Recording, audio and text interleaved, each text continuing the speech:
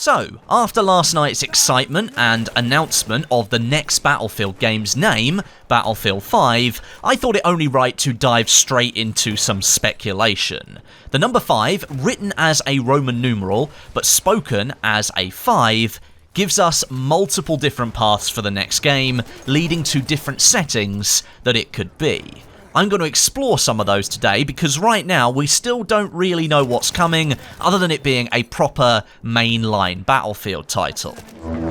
We can all safely assume at the moment that the V and the 5 on the end of Battlefield 5 is really up for contention. It might be said Battlefield 5, but it's written Battlefield V, and it's supposed to signify a Roman numeral, so there's lots of different meanings here, and you know that's the reason why EA chose to announce it the way they did. They gave us a little bit of information, but not everything, so everyone's going to run wild for the next 6 days trying to figure out what this means before the reveal starts to happen.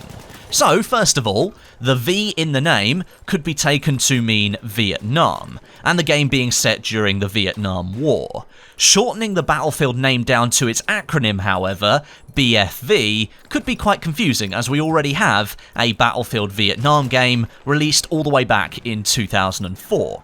Secondly, you could take the V in the name to mean V for victory, which links directly into World War II. The sign was first used by a Belgian politician, I'm going to butcher his name, but Victor Lavalier, I think his name was. He was living in exile in 1941, and during a radio interview, he suggested using the sign as a symbol of unity among the Allied nations, resisting against the Nazis and their regime. Now, the sign was also heavily used during the 1960s, whilst the Vietnam War was being fought, as a symbol for peace. US President Nixon, at the time, used the sign as a symbol for victory when the Vietnam War was won, which is another link to the Vietnam War setting. And thirdly, you could take the Roman numeral, the number 5, as described by EA and DICE as Battlefield 5, and come to a modern setting. Now, Battlefield 1 somewhat changed up the naming structure of mainline Battlefield titles. We jumped from 2013's Battlefield 4 to 2016's Battlefield 1. Obviously to symbolise World War I and to set it in a chronological order. Battlefield 1942 might have been the first Battlefield game, but World War I took place before 1942, and thus came Battlefield 1. Battlefield 5 would likely be the next game in chronological order after Battlefield 4, symbolising a modern or near-future setting, but then why would you use a Roman numeral? Why not just use the number 5? It's all a bit confusing. Besides just looking at the name, however, I do think there are some more hints to be found in what very, very little information was released last night. Of course, the point of releasing as little information as possible is so people run wild with ideas and get really excited before the reveal. It's part of the marketing campaign nowadays. Alongside the information posted on social media came a blog post containing reasons to look forward to the reveal, which I went through last night in my other video for you guys. If you didn't see that, you can go and watch that right now. But I think there are a few pieces of that blog post that point towards one setting in particular. Here's the first quote that I've picked out from the blog post. "Every fight is different and brought to life across unexpected theatres of war." Notice there the plural on theatres?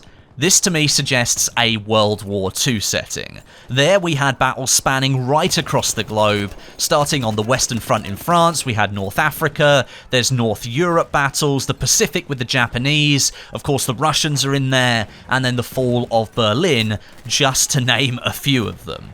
If DICE is going to take World War II as the setting and produce maps and battles from right the way through the conflict, I for one am totally down for that and would love to see them give it a go. Now, multiple theatres wouldn't fit into a Vietnam War setting. The war was focused to a specific region, and I don't think it has the depth to now fit into a mainline Battlefield title. Gamers' expectations have changed. I think Vietnam is more of a spin-off setting, I think. If you're talking about modern war, then potentially yes, the idea of it spanning across multiple theatres could work, but there are so many different wars being fought that are separate from one another, they're not connected, it doesn't really fit that theatre narrative. Multiple theatres to me describes World War II. Everyone can think of the Pacific theatre and the European theatre. To me, that's just what I instantly think of. The second quote that I've picked out from the blog focuses around the war stories element. Prepare for untold compelling narratives in a new setting. Now to me, untold compelling narrative suggests we're diving back into the past. I don't really think you can portray untold narratives happening during modern war because of the age that we live in. The world is always connected, we're always finding things out so fast now, there's really no time for things to be forgotten or lost to history. Everything is saved and everything is just remembered. This again to me points towards World War II, but it could lend some support to the Vietnam setting. Plenty of horrific and mysterious things happened during that war that likely wasn't covered by the media or known about at the time. But I think a natural step for the war stories approach, which I think worked really well in Battlefield 1, is to go from World War I to World War II. Battlefield 1's war stories focused on different characters from World War I and what they did during that conflict.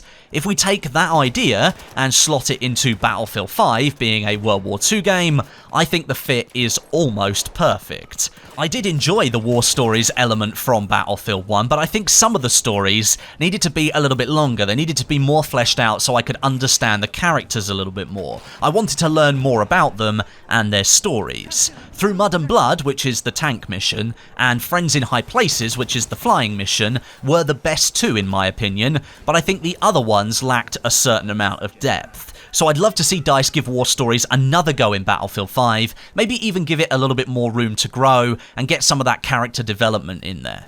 And my last quote from the blog post mentions Operations. Operations have given you the chance to take epic journeys across several maps. Will this team play focused experience be in the next Battlefield? You'll know if you watch the live reveal. Firstly, why would you add that sentence into the blog post if you weren't going to include it in your next Battlefield game? That for me is just a dead giveaway, and I'm really happy that Operations is making a return. I think it made a big impact in Battlefield 1, it engaged a lot of the community, but it could do with some tweaking, so hopefully DICE is going to do that with the next game. And secondly, Operations is a very progressive game mode. During Battlefield 1's life, it was used to represent actual battles between armies, pushing through defences and taking ground. Something that, again, happened a lot during World War II, even more so in fact. World War I was really only a war of motion during the first few months of conflict in 1914, and then the last 8 or so months of the conflict in 1918. World War II was almost a constantly changing and evolving war, with multiple armies and nations taking and losing ground across the globe. I think Operations would fit right into that narrative if it comes to Battlefield 5. And then mentioning it in the blog post, I really do think it's coming to Battlefield 5. So, based on this very high-level, limited information that we have at the moment that is specifically designed to make people think and let their minds wander and think crazy things inside their head, I'm going to hedge my bets on Battlefield 5 being a World War II title. The artwork used by DICE being very similar to Battlefield 1, the use of the V for Victory sign, and it being so prominent in their social media reveal of the title, and some snippets of information in the blog, are enough for me to call it. But what do you guys think? Do you think DICE will pull another rabbit out of the hat like they did with Battlefield 1 and do something completely left field, something that none of us are really expecting? Or are you in line with my thinking and expect them to come out with a World War II game? Or are you hoping they do something different? All these things seem to be pointing to World War II for me, but I know a lot of people out there want a modern day Battlefield title. The World War I setting didn't connect with a lot of people, and then doing World War II just after might leave some people a little bit disappointed. Let me know what you think down below in the comments section. Make sure you subscribe to the channel and that you've got notifications switched on so you don't miss any of my future videos on Battlefield 5 and the remaining support that we have for Battlefield 1. That hasn't quite finished just yet. Without notifications switched on, YouTube won't always tell you that I've posted a video, so if you want to be up to date as possible, make sure you've got notifications switched on. But thank you very much for watching today, and until next time, my name is Westie, and I'll catch you guys in the next video.